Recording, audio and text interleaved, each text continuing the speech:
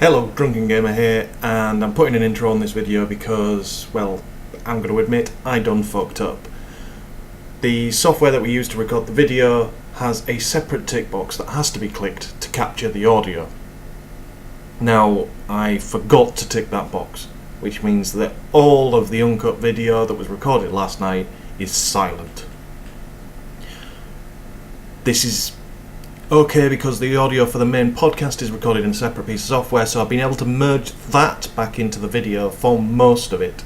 However, it does mean that all the extra stuff, all the uncut stuff that was actually the reason we started doing the videos as well, is gone. There's nothing I can do. I can't get it back. I can't even remember what we spoke about in that. I tried lip reading some of it, but I thought I could put annotations on. No, it's not happening. Not a chance. I tried. Sorry. By next week I will remember to, in fact I'm going to put a post-it note on the camera so that I don't forget next time to turn the audio on, and I'm going to be investing in some new equipment soon. But until then, enjoy the actual video of the podcast. You still get to see what goes on in the background, you just don't get the extra bits that you normally get. Welcome to Drinky Talky Thing number 114. I have started recording while Gao is in the kitchen cleaning out his pint glass because he failed to actually pour a drink. Are you back yet? I think it's been covered in a podcast before. Never pour beer or ale on top of John Smith's, because you just end up with a bucket of head. Anyway, have you done the introduction? I just introduced the podcast. I am DrunkenGamer. I'm Gao. Yeah. And yeah, that's it. That's pretty much. There's all the rest of the social media stuff that we D_Gao or DrunkenGamer on Twitter, 8-Bit Alliance on Twitter, / Drinky Talky Thing on Facebook, and I'm pretty sure / what is on YouTube? Is it? Well planned. The great thing about Saturdays is we can get a bit more hammered before we start, so this is going to go horribly. There's also well. a new service, but I've forgotten what it's called. I found an online answer phone service that allows people to ring in. Hi, Trevor. It's the best we can do. We're trying to arrange a Skype podcast, but it's the hardware that's screwing us up. I think the weird thing that gets me is the fact Trevor wants to be involved. Because does he get this impression that we know what we're doing? We're not just two blokes sat in England talking about games. If he's watched the Uncut now. Yeah, fair point. Anybody who's seen that as now I've got no head. Right, game stories. Timer. Start the timer. Yeah. Oh yeah. We're going to keep it as short as we possibly can because we have a lot. And, well, we ramble. Right, open that now. Paddy refused to open this whilst... Oh, God. Excalibur Digital are running a competition to tie in with their upcoming release of Euro Truck Simulator 2. That competition prize is the ability to get fully trained as a HGV driver. For real. Oh, I love them. Suddenly this is actually the best competition ever. I'm going to have to tell Fee. Yeah. Fee wants to be a truck driver. She wants to be the most overqualified truck driver in the world. I think that's actually one goal in life. So what do we have to do? Literally, you have to watch their 10 videos and then do a little test, which is basically a little driving theory test for trucks. Okay. And then that's you entered. And it will basically then be picked. Somebody at random will be picked to actually go off and do the full training to be a fully qualified HGV driver. Awesome. That is why I can see why you held back on this, but unfortunately now I'm speechless, so what we're left with is silence. Silence is good, but that's not in a podcast, not in an audio podcast. The video one we can pull funny faces and make shadow puppets, but well, shall we jump ahead to something that's got let's do the Nintendo Direct, because I want to get this out of the way because you're going to take the piss out of me for my choices. Yes, fuck off. You carry on, that's fine. I'll Nintendo go on my phone or something. Yeah, there was a Nintendo Direct this week. They announced a load of stuff. The first thing they announced is that despite being classified as launch window title, Pikmin has been pushed back to August. I think they need to revise their definition of launch window. I don't think they quite understand. I think they launched the console too early. Yeah. They should have had these things fucking finished before launching. Let's be honest. If you don't launch at Christmas... You don't sell. Yeah, you don't launch. Except for some reason... Actually, no. PlayStation 3 didn't come out at Christmas time, did it? Wasn't that delayed until... That was late summer. Very late summer. No, it's March time, wasn't it? In the UK, because I thought Japan launched in... They always launch Japan staggered. They come out around... But that's the difference. Microsoft and Sony will launch staggered.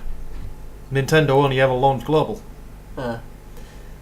So one of the other reasons I respect Nintendo. Yeah. Granted, they well and truly ballsed up and made a console nobody wants, but at least they launched at the right time.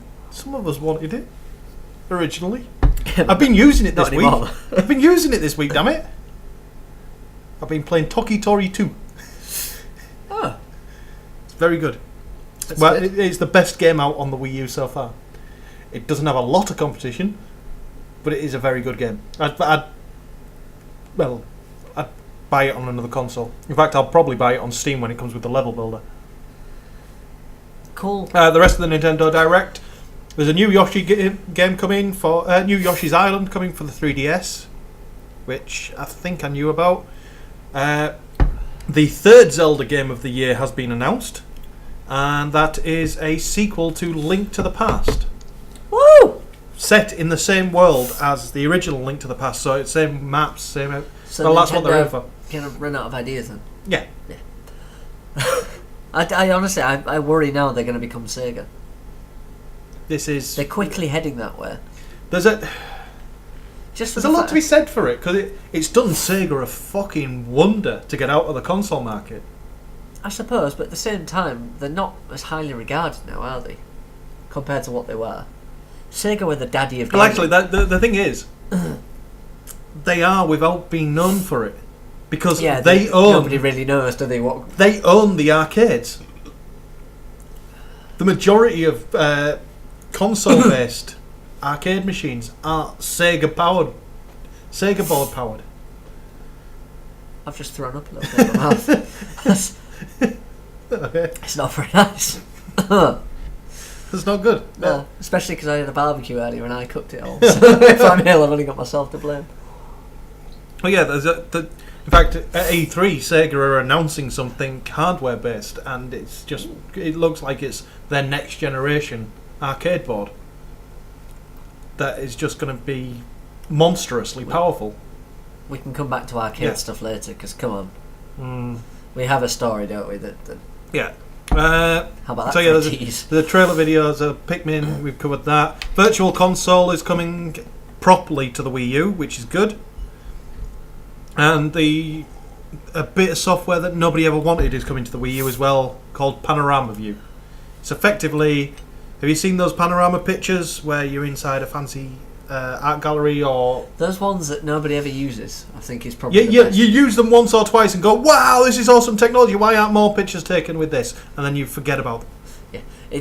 The one use I found for them is if you want to look at a flat online, you want to see a room. Yeah. You can kind of view the entire room by... Yeah. Great, but for any other purpose, you just think, hey, it's 3D and stuff.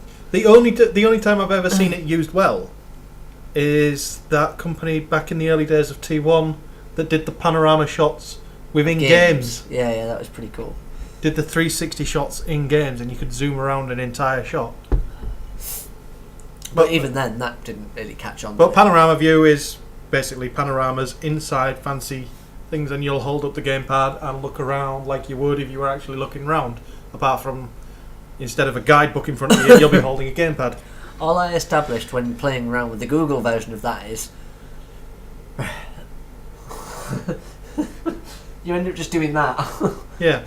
You end up twisting around and then realising you can just flick the button, which is easier. Yeah. It's just frustrating. Spinning round and then the screen moves and then you need to go a bit further and suddenly you realise you can't twist any further when you're facing your wall. Chairs don't work that way. They don't spin. The other... Apparently they do. Okay, normal chairs other than office chairs don't spin. So why the hell would you want a silly system where you spin on the spot to get it to... The other thing announced at the Nintendo Direct this time round was that this is the year of Luigi. Oh, no. Meaning Luigi will be in everything. They're doing a DLC version, Super Luigi Brothers. So they're sending out the B team, basically? Yeah. Well, they started with the console, DLC. Why not continue? Yeah. DLC for I'm going to get glassed out. Yeah, DLC for Mario Brothers that puts Luigi as the main character with his slightly altered gameplay because Luigi can jump further and can't stop. He can't stop? What? Luigi... I didn't know this fact about Luigi.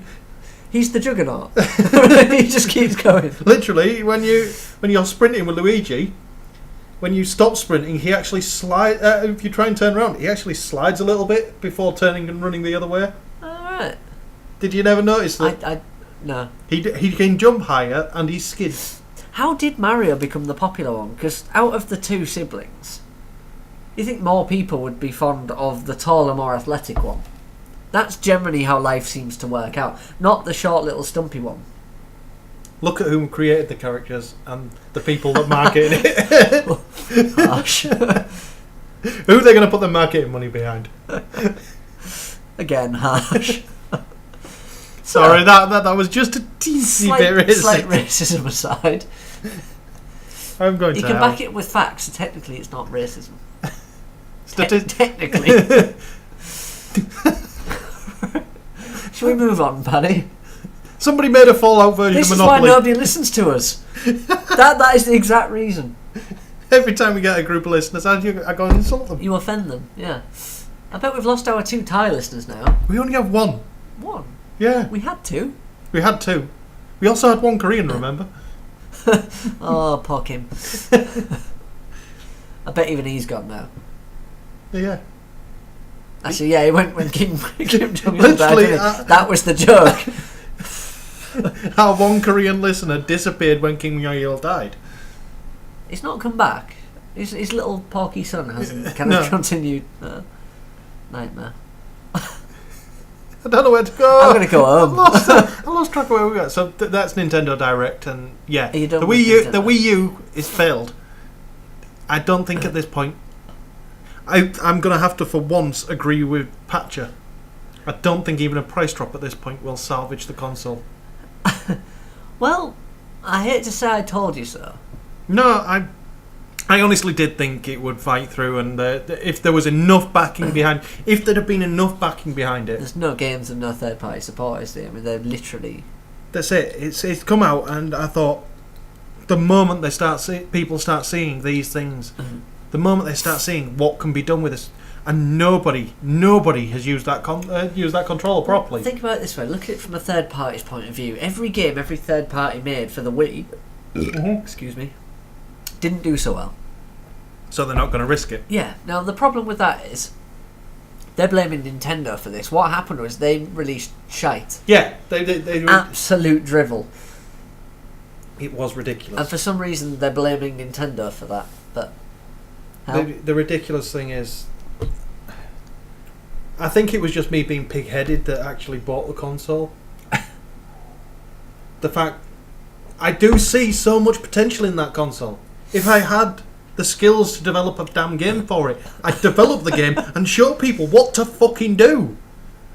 But I don't. Everyone knows. Panorama. I love it. No? No. What? Just fucking inventory. There's job 1.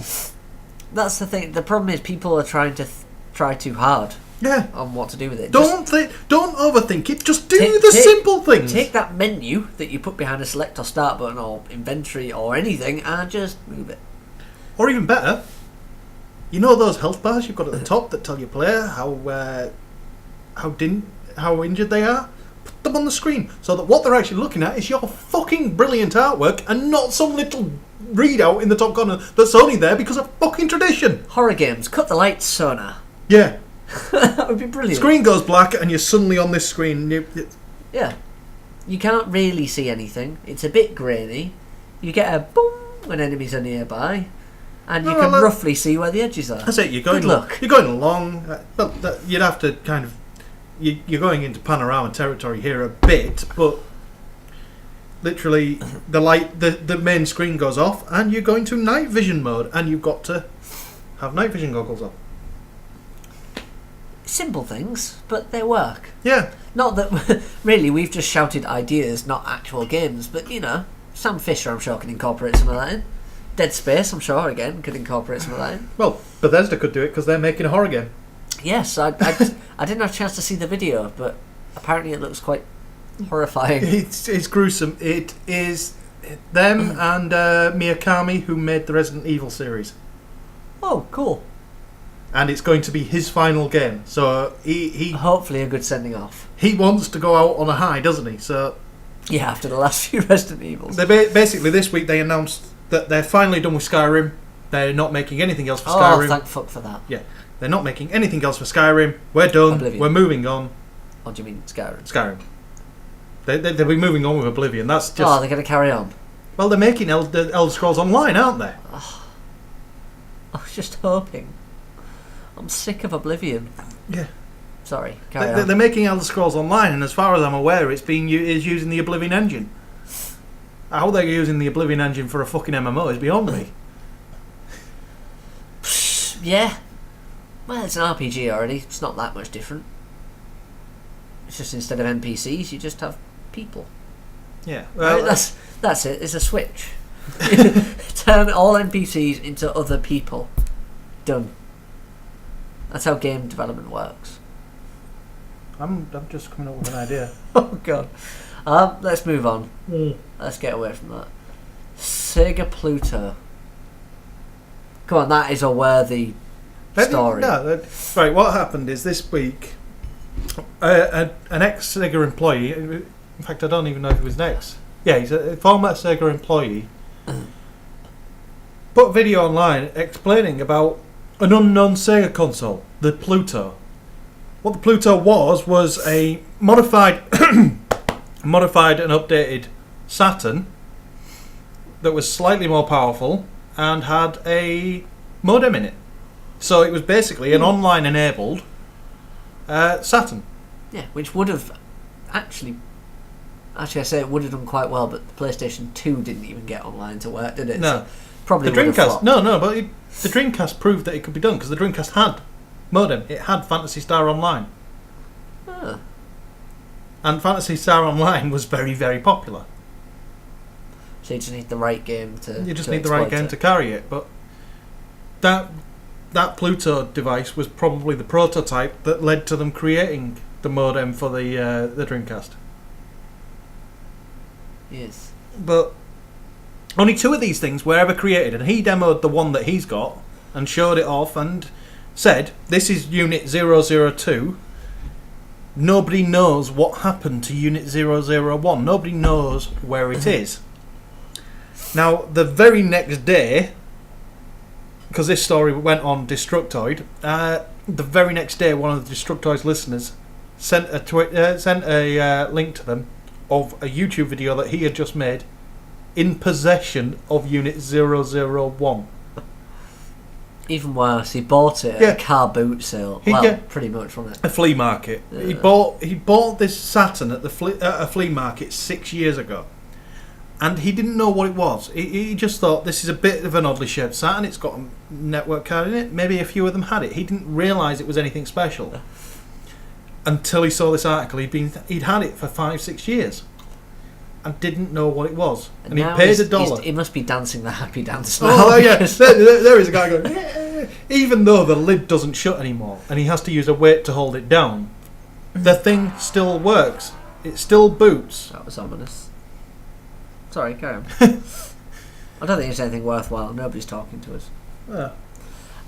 Either way, he's probably going to be. That's one of the jammiest bastards on the planet. It is one of those guys that. Well, there was another guy on, not game related, but a guy on Reddit. He'd bought a copy of one of Martin Luther King's books on a second-hand book website. Got it, unwrapped it. The fucking thing was signed. Nice. $3.50 he'd paid for it. Why is everyone else lucky? Why can't I win the lottery? Sorry, that was completely unrelated. I just really like to win the lottery. It's a good jackpot this week. I'm not even going to go down that route. Going off on a tangent's one thing, but discussing the local lottery winnings is just... so Bethesda, done. Marvel.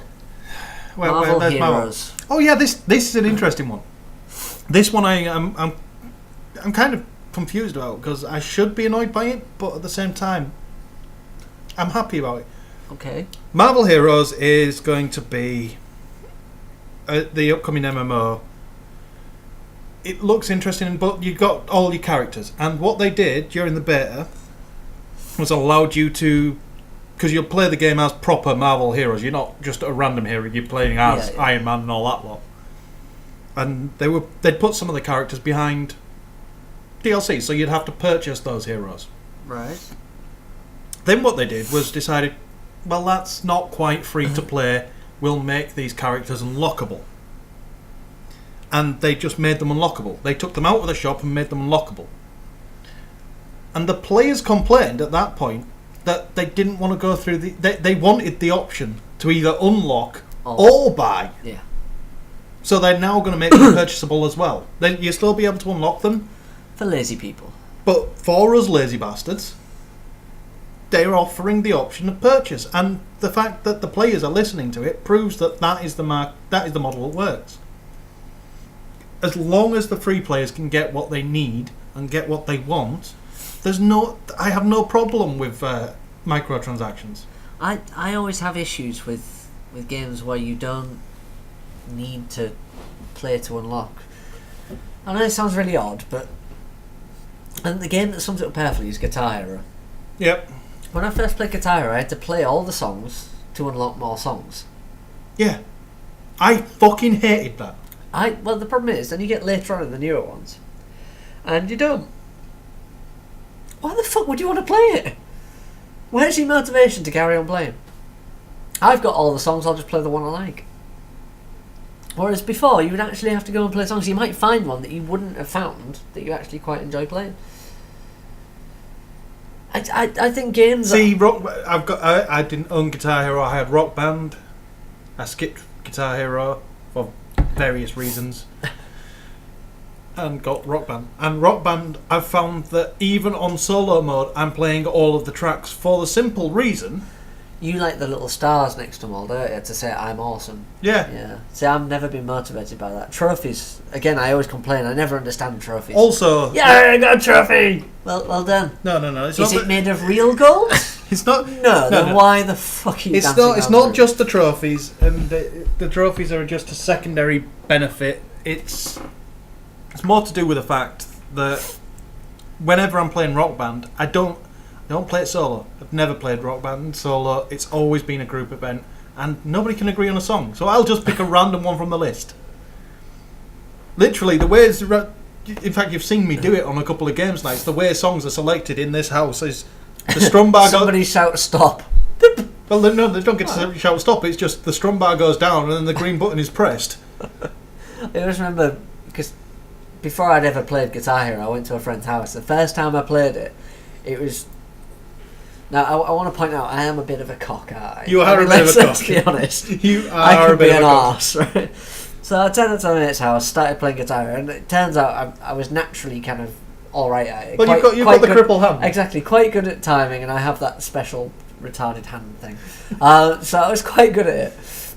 And all I did was I found a song that he was struggling with, and set a score on it, and then I remember going back like a week later, having never played it again after that. He goes, I managed to beat your score, like really proud.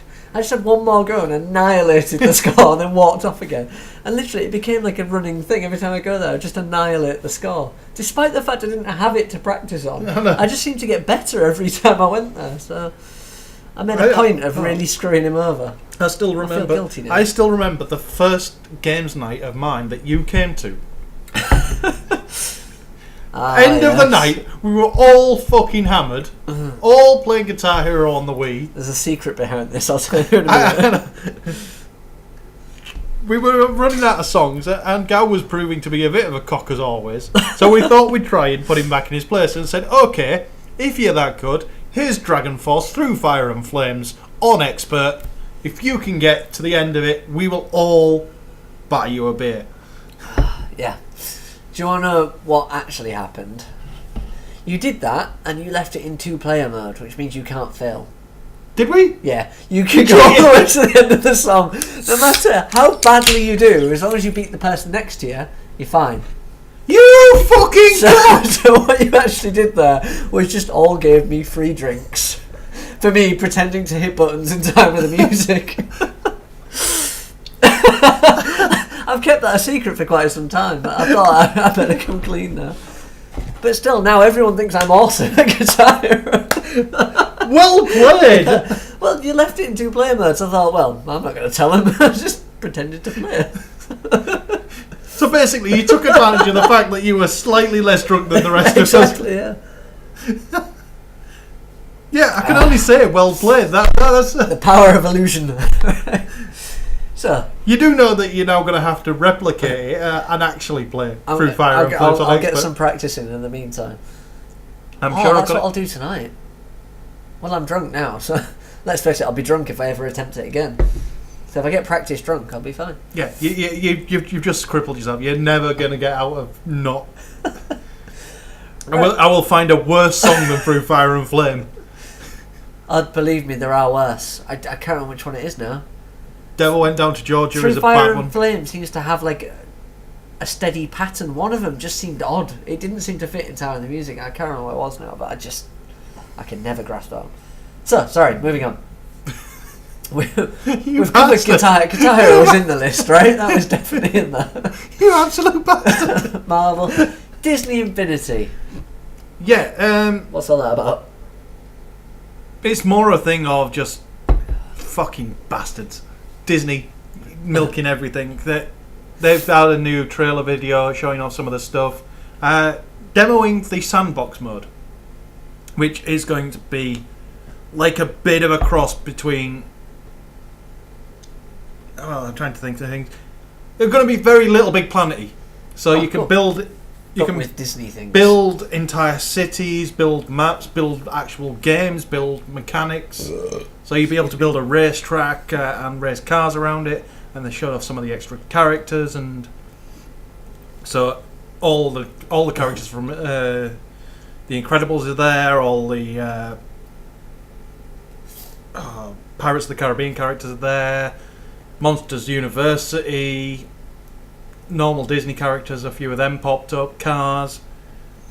It looks like they're going to milk this to hell and back. The problem is, I know I'm going to get stuck buying a copy of it because of one scene in that trailer video. And what scene's that? When they turn round and Captain Jack Sparrow is looking at the scenery from Nightmare Before Christmas. So Joe's going to make you buy it then, is pretty much why. Pretty much. Nice. I've heard things about Epic Mickey as well. Not well. You're reading the trailer. You're reading it wrong. You're forgetting it. Basically, last week we mentioned the teaser trailer that looked like it was Epic Mickey Castle of not Epic Mickey. You've got me saying it now, you cunt. Looked like it was a remake. Teaser for a remake of Castle of Illusion, and that is exactly what it was. Castle of Illusion is getting a HD remake. It's going to be released on the PSN, Xbox Live Arcade, Nintendo 3DS, and PC. Well done. Yeah. What I was trying to point out there is there's a certain lack of a certain console in that list. Oh, bless you. So what you're saying is it's everything fucking but the Wii U. Just give up. I think it'd make a very good paperweight for now. It pretty much is. Until Pikmin comes out, and then you get a month's worth, and then it's an expensive paperweight. I've got Pikmin to come. I've got Zelda. Yeah. Both of the Zeldas. Games. I will enjoy playing Wind Waker again, and they better put in off-TV play. Let's be honest, right? Zelda is good for a few hundred hours. Yeah. It's going to keep you amused for a long time. Pikmin, not quite a few hundred, but you love Pikmin, so you'll probably go back again and again and again and again. And Talky Tori 2 has burnt quite a few hours this week. My review of it is due online as soon as I've finished editing the video, and it's very, very good. Talky Tori was good. I want to play Guitar Hero now. This is what you've done to me. I even know what song I want to play. Which one? Sweet Home Alabama. It's not difficult, it's just a really nice song to pretend to play. I say pretend because I realise it's not a real guitar and I'm not actually playing the music, but I like to feel like I am. I know what's happening at the next games night. Just to get you back for that Dragon Force thing. Bongos! No. Oh. I know somebody who owns Rocksmith. Oh, fuck you. You can play Smoke on the Water on Rocksmith. I'm going to buy a real guitar and practice. I'll be fine. But Castle of Illusion is being remade, it's being re-released, and that's only a good thing. I can't think of anything bad about that whatsoever. Yes, it's good. It's good. It was very good. So we've done... How are we getting through this so quickly? I think we're just rambling. Oh, cool. It's time for a song, though. So, is it? We're half an hour in. Have a song.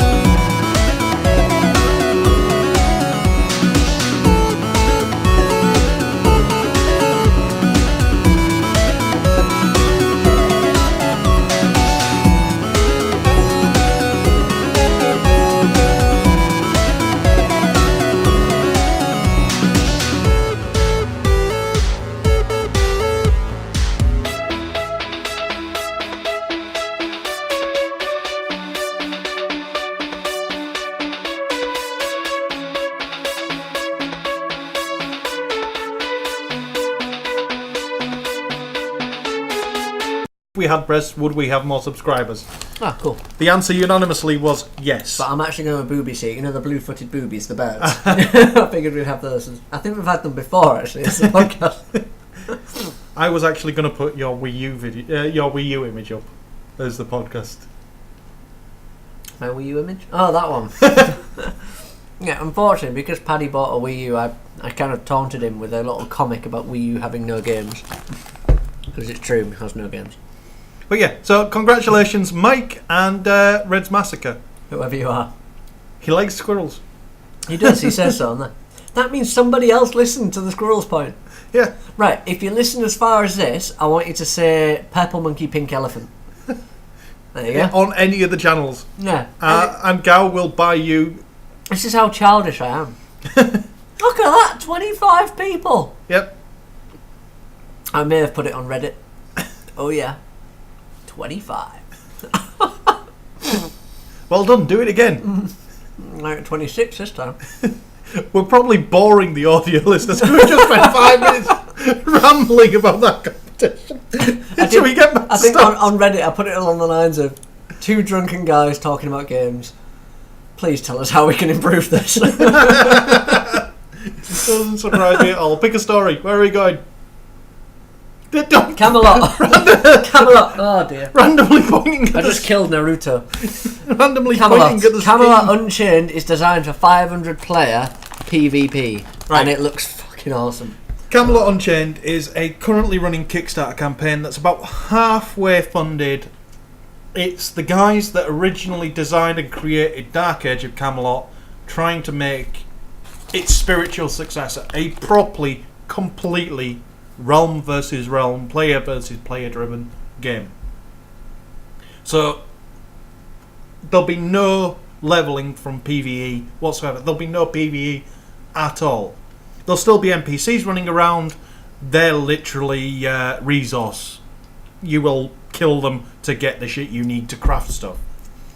The game's designed around combat, so you'll have 2 skill trees. You'll have crafter skill tree. Basically, if a player wants to even get involved in crafting, they will have to run 2 characters. One that's designed around combat, and one that's designed around the crafting. Because taking the crafting route will detriment the combat route. Because people can't do these things, so they're going with the proper science of. Yeah. You can't do everything at once. If your skill is crafting, you're not going to be that good with a sword. No. But you can make a nice You one. can make a good one, but you couldn't fucking swing it. The thing is, I'm sure somewhere in the world there is a guy that can make a sword and use it. It's kind of like having your cake and eating it. Yeah, Quite literally. I'm sure bakers can eat cake. they can. There you go. See, so why is this unbelievable? But anyway, they say this. The great thing that they're aiming for. Well, it's been designed around the idea that some of these battles could be 500 versus 500 players at a time. And they're designing the game around that eventuality. And they've shown tech demos of it working. I just want to say, thank fucking God, there's finally an actual MMO. It is. Because I've always ranted about them not being MMO in the slightest. It's just a bunch of guys in a chat room that say, hey, do you want to go do this together? That's not MMO. What was interesting is that they've also announced one of the stretch goals that they want to do. And if it doesn't hit the stretch goal, I will... But the entire thing gets funded. You didn't answer that. You will... I want to hear an outlandish statement. I will bet that if it doesn't reach the stretch goal, they'll still create this feature. Okay. They've created a dungeon in a player versus player game that is very interesting because the idea is there's no PvE, so no bosses, no NPCs, no random mobs like you'd get in a normal dungeon. Only there are. The difference is that the person in control of that dungeon at the time, the players of their guild, get to control the NPCs. What's going going on in the dungeon? Well, they get to craft things. They can put defences up. What's even better is they can put cameras up, so they can put the defences up and sit watching the cameras. Nice. Or use the cameras as a decoy. So put a camera up where there's absolutely nothing to steer them down to where the traps are going to nail them. I'll be honest, this is where I'm surprised that there's not many first-person MMOs. I know this sounds like a ridiculous statement, but think about it. Yeah. An MMO, I'm going from my very limited experience and knowledge of MMO, but MMOs as I know it is lots of people in one kind of world. Yeah. Occasionally you'll all go on an instance of some sort, Yeah. say a dungeon or whatever. There might be 20 of you playing together, something like that. How does this not lend itself to FPS? You just have a bunch of guys. Yeah. You could set it in a modern world. No, that's it. You could do a proper MMO FPS, but you'd have to make it first person for it to work. The problem is every MMO FPS at the minute does it third person because all MMOs are third person, Yeah, which but is it's bollocks. a different crowd, isn't it? Yeah. An MMO player doesn't want to play an FPS. an FPS player doesn't want to play an MMO. No. You get the tiny bit of crossover, but if you want to play an FPS, you play an FPS. And playing an FPS with some kind of actual end goal is quite good. Yeah. Rather than Call of Duty, where it's endless maps and matches against each other, you could actually go and, say, storm some kind of defensive structure as part of the story, and it would be pretty awesome. Why has this not been done? I'm thinking I could convince some people to do a dungeon run in Warcraft in first person and fraps it, because I think that would be amusing, doing first person Warcraft dungeons. You've set me a challenge now. I'm going to do that. All right. No, because it's the idea of it. I'll carry on eating your sweets. You just But back to the dungeon in Camelot Unchained. What I meant by NPCs is, apart from the setting of traps and setting of cameras so they can watch the traps go off and watch people try and get through the dungeon that they're now defending, there are some bosses and enemies. What's going on with our timer? It's counting down from 40 minutes. We've been more than 40 minutes. We're at 40 minutes. What have you done to it? I forgot to start it after we went for the break. I forgot. I've only just restarted it. Oh dear. We'll watch that timer. That's easier. Yeah, but there are going to be some bosses, but they will be controlled by real players. So basically, the player will give up his character for a while and take control of the boss character and get the boss character's abilities. So it's still player versus player. It's just so you won't be able to get tactics for taking out a certain boss, because he might do everything that you wouldn't expect. The moment you get tactics for that boss, the player that's controlling it is going to have read those tactics and going to start making counter tactics for your tactics. Yeah. Which sounds fucking fascinating and absolutely brilliant. It sounds less like repetitive gameplay now. Yeah. Because you can't just keep playing it to find out the strengths and weaknesses. You actually have to just think on your feet, which is going to be interesting. Going back to Warcraft, any raid boss, there are fucking tutorials for how to kill it. Yeah. Raid tactics are released before the patches hit the server, because they've done the big raiding guilds have done it in the testing servers, which takes the fun away. Yeah. Right, we haven't got long, so let's wrap this up.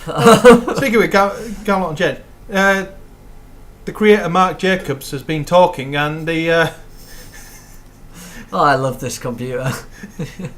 Now you see me, ding. Now you're done. It's not the computer; it's the fridge. It just turns itself up. Oh yeah, I forgot. The fridge cuts out the power to the screen. the fridge has a little mini episode. There's electricians watching this, going, "What? How?" They're on the same power strip. They've worked out they just need 50,000 subscribers. This is it. They've decided that they're going to go subscription based, because they accept that free to play is good for some people, but not for everything, and they see themselves as niche. And as a niche games can't survive with free to play. Not in the current market. There's too many free to players. And in one article he talks about the upcoming free to play apocalypse, and I agree with him. The market is getting saturated. We are looking in the next couple of years for for the first wave of free to play shutdowns. I imagine they're going to happen, because there's just too many games out there. Yeah, unfortunately, it's one of those things where it works when you have a few games. Yeah, but when you have, it's probably bordering on thousands. It suddenly becomes. Well, no. In the AAA space, stick with MMOs, free to play MMOs.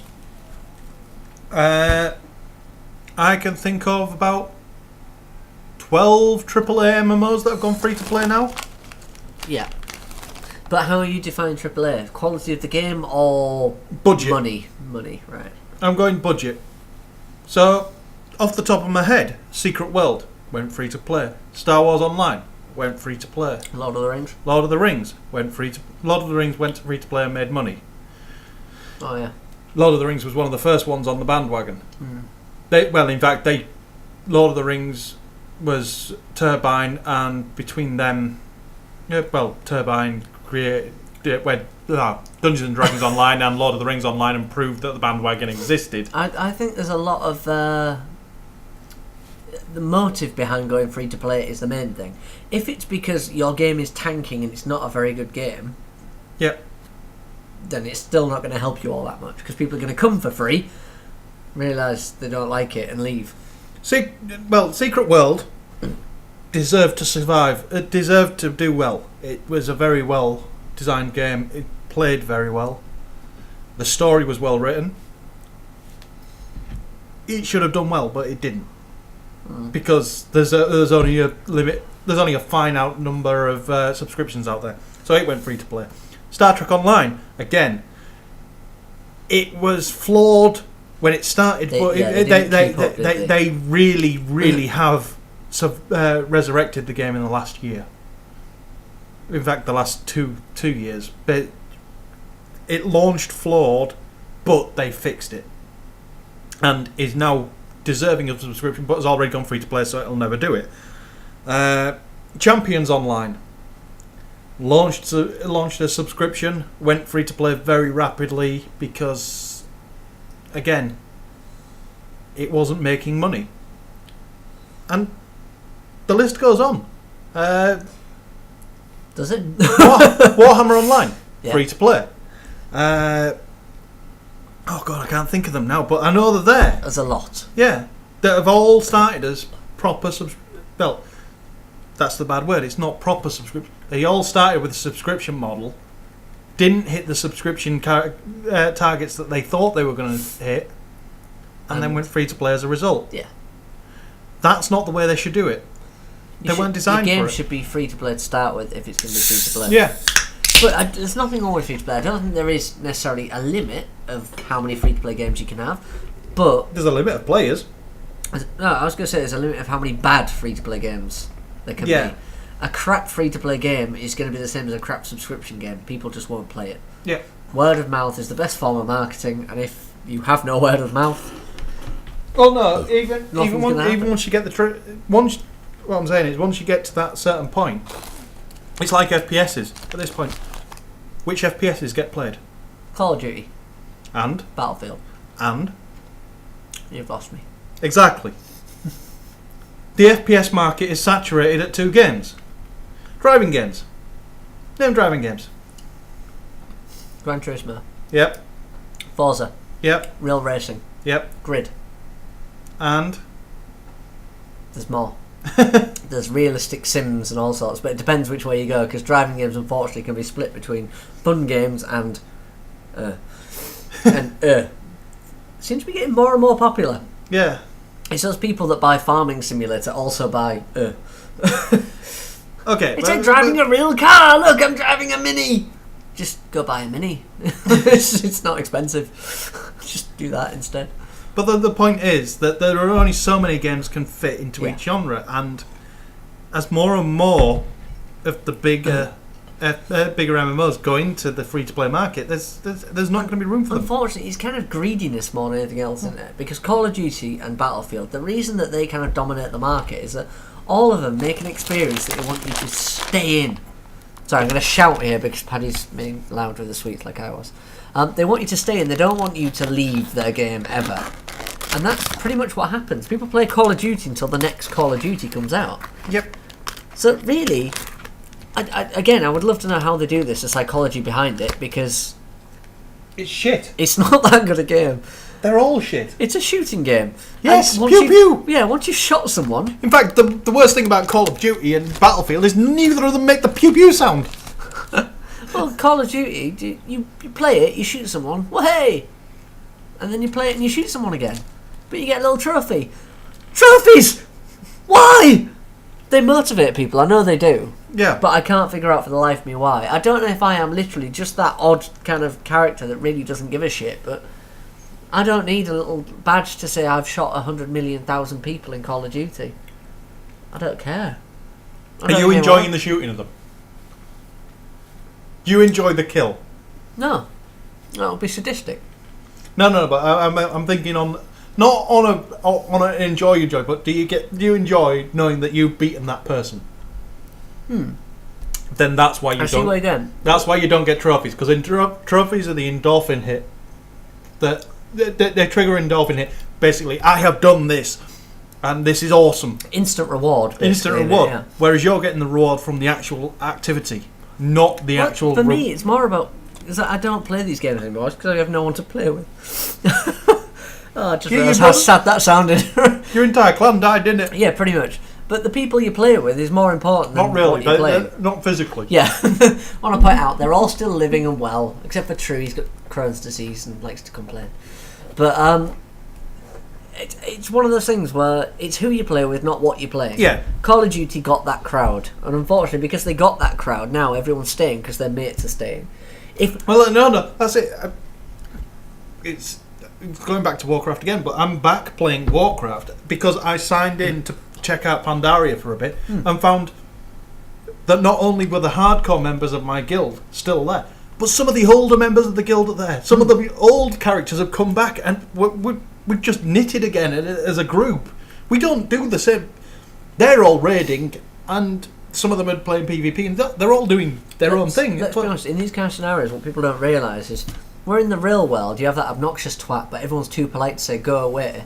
If there's any kind of friction in a guild or a clan, you get rid of the fucker. That person just ends up pissing off. Yeah. Either because somebody says piss off, or because they get the hint and leave and go find somewhere where they fit in. Yeah. So you do end up with just a bunch of mates, don't you? I mean, I almost got kicked out. I didn't almost get kicked out. Somebody got kicked out because of me. Because we're playing a game and he accused me of cheating, went off shouting, and blah blah blah. This guy's a cheater. I've got proof. Blah blah blah. And I'd been there longer, and were you cheating? No, I've never cheated a day in my life. I just happened to be good at FPSs.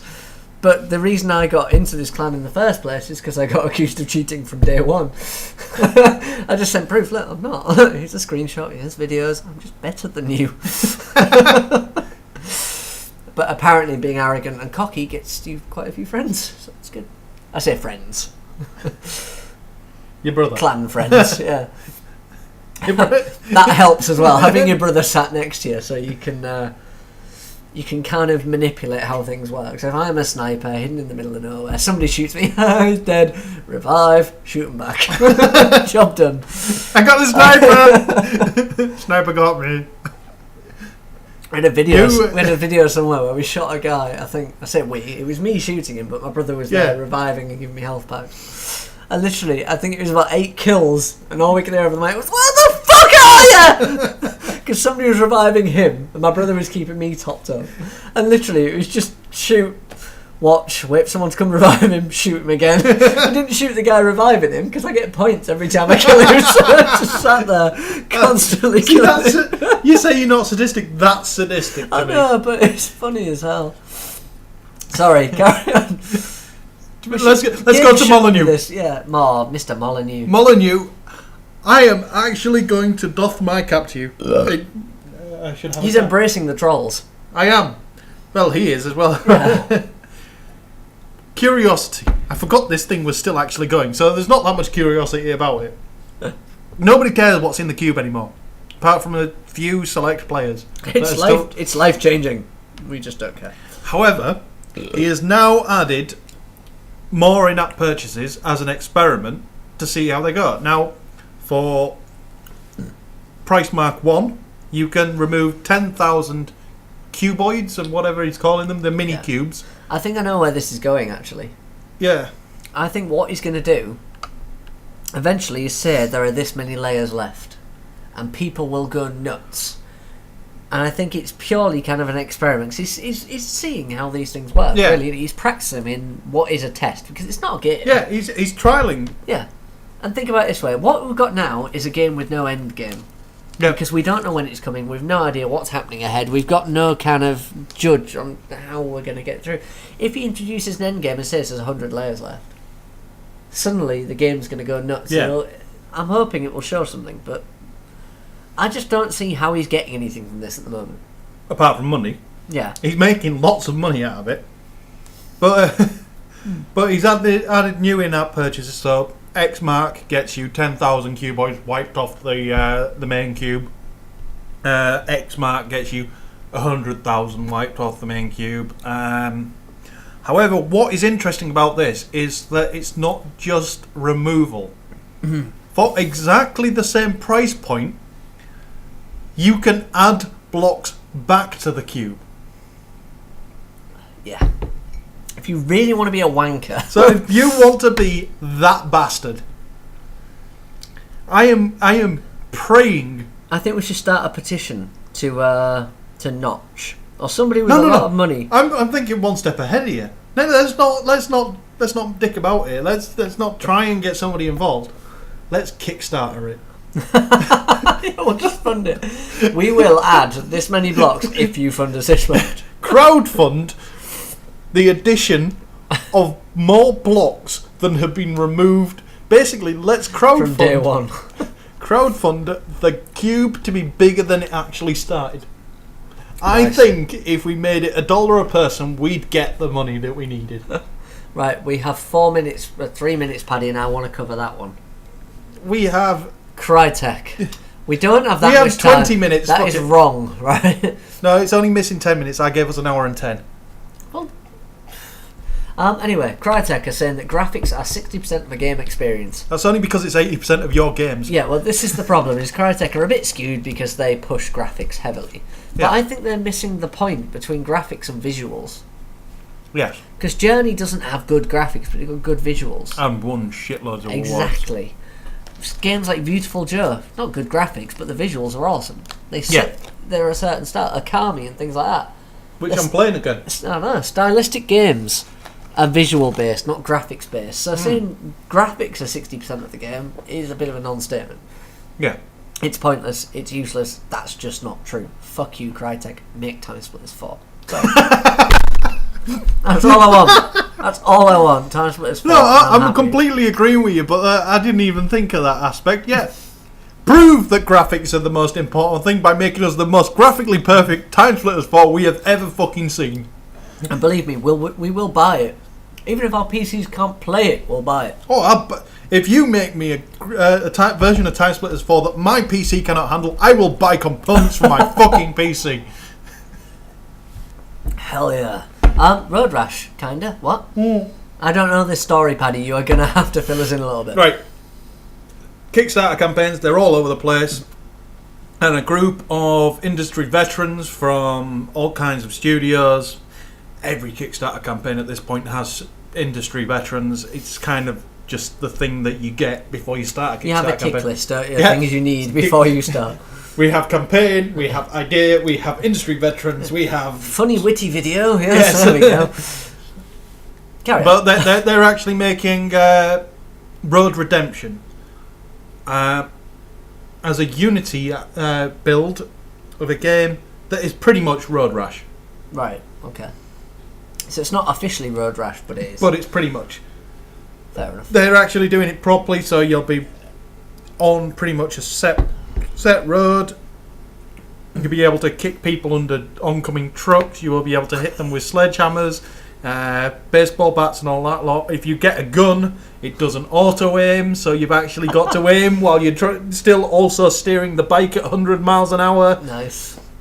Limited ammo in the gun, so when basically if you get a shotgun, it's got two shots. It's got two barrels. It's got two shots.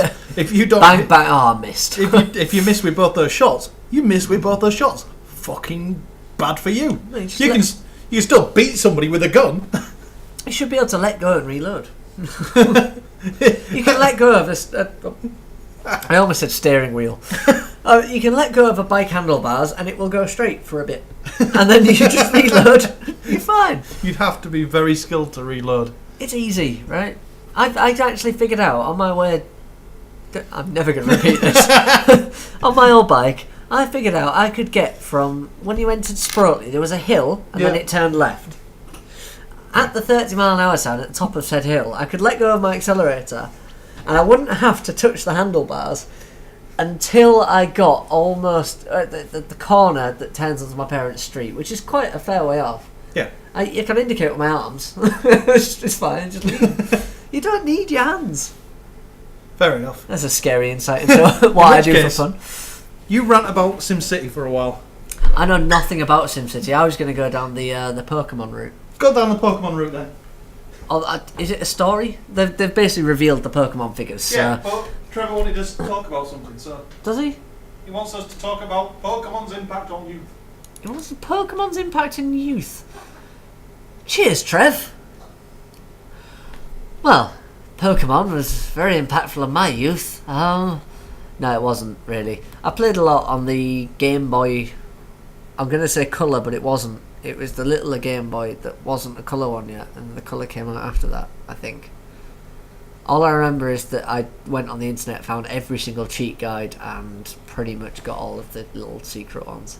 Anyway, they're about $2 each, these little figures. Ish. Although, guaranteed when they come across here, they'll be more expensive, so probably about £2, £3 here. They're cheaper than anything Activision have released. Yeah, that reminds me. We need to cover that one. We need to apologise for last week. We kind of made a slip up. We suggested that the Skylanders toys being put in American Happy Meals were actually Skylanders toys. Yeah, God forbid that we would think that a toy developed for a game would actually be a toy that works with the game. Yeah. The toys that are in Skylanders Happy Meals are just toys. They don't work with the Skylanders game. Yeah. They are not giving away useful toys. This does mean that there is going to be a great amount of fun to be had from confused grandparents and batty uncles and aunts eBay who pick up Skylanders toys for their nieces and nephews, grandchildren, grandkids.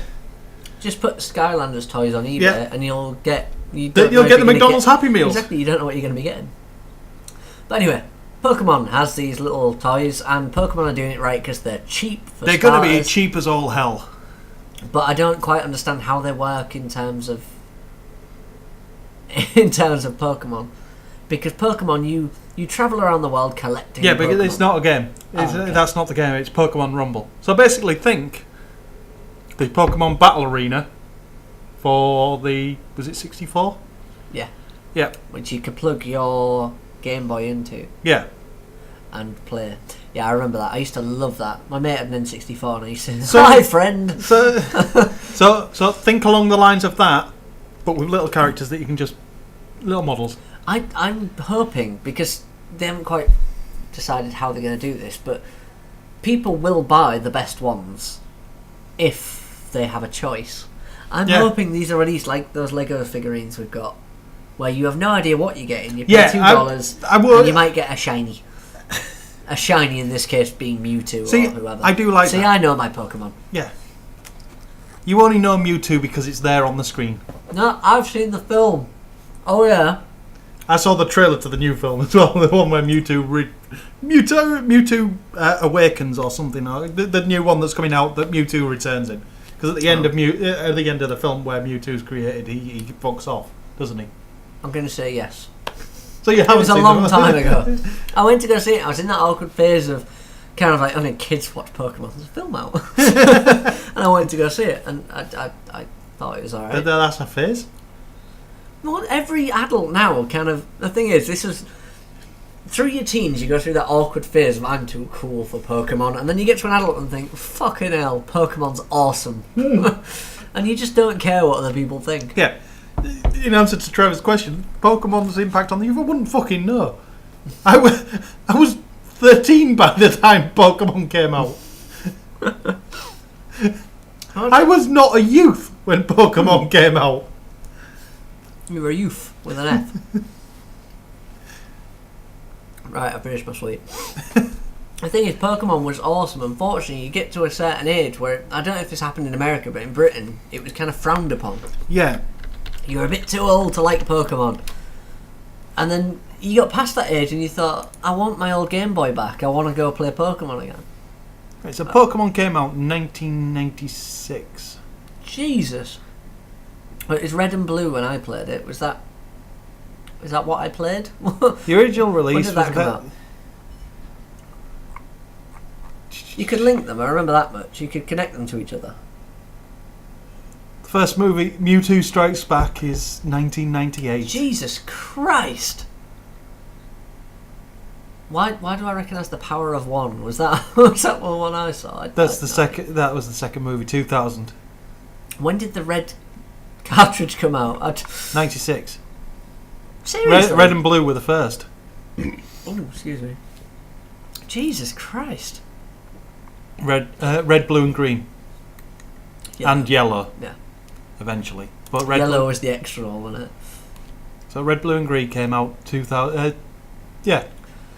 God, I'm actually trying to work out. I was 11 when that came out. I'm trying to work it out now. You were older. You were definitely older, Paddy. Fuck, no, I must have been about 15, 16. I finished. But that was an awesome game, wasn't it? I finished school in '99, so yeah, I'd been 15. Was it on Game Boy Color? Because I don't remember playing it in colour. No. No, It was later released in colour. Ah, there we go then. Yeah, I definitely didn't play it in colour. I miss my old Pokemon. But that's we're over an hour. We've rambled. No, that just proves too long on Pokemon. That just proves the point that we can't comment on Pokemon's impact on youth because we weren't youth when we played it. Well, I was 11. Okay, you were. That's youth. But all I remember was I mentioned earlier. I looked at all the things of where to find the secret ones. See, the only thing that I remember from the original Pokemon is that fucking bastard one. That you'd be chasing it around the world map, you'd finally be on the little bit of path that it's on, and it'd fuck off to the other side of the world. I have no idea what you're talking about. I'm not even sure if I think you imagined this, Paddy. No, I'm sure there was one that you would get near it and then it'd just fuck off, and it'd teleport itself away, and it'd be at the other side of the fucking planet. No, it was. I'm trying to think now. There was a bird. There was an ice bird on whatever game I had. And literally, there was a certain... You can only access it a certain way by walking to a certain place and doing a little dance. And you would suddenly be greeted with it, and you had one chance to capture it. And I had the Master Ball. The one that captured everything on one go. It's like... That was fun. But from that point onwards, you pretty much kick everything's ass. So it taught me that in life, you don't have to work hard. You can just cheat. Yeah, just be at the right place at the right time. Exactly. That's all it takes. That's pretty much a good lesson. SimCity. Let's in fact, before we go to SimCity, you got 2 minutes. Quickly. No, Jagex, good guys. They been running RuneScape for a while now. They're working on other games. This week they reported one of their own players to the police for things they said in chat. Yeah. Basically, they made hints that they were going to go shoot up a school. They were going to go shoot up a school. And Jagex went back through the guy's chat log, basically found him talking to other players saying, I do actually own a gun, proving that he owned a gun and all this shit. So they went, yeah, police, thank you very much. Go get this guy. He's here. I can give you his IP address. He's here. Yeah. Well done, Jagex. Yep. Unfortunate for the Muppet that said those things in chat. Because he probably, or may have been just joking. He probably was, but that's just not something you joke about. It's not a good joke, is it? So, Sims, 1 minute, go. It's not 1 minute, we're just going to keep 1 minute, talking. we said 1 minute, 1 out of 10. Go.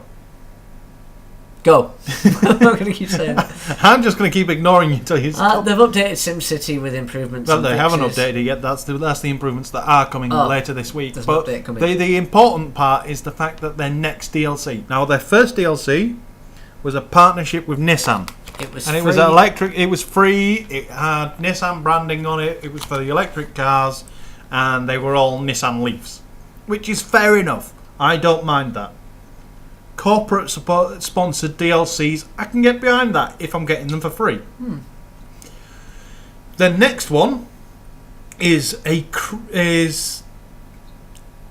attractions DLC, so new attractions for your city that help improve tourism and all that shit.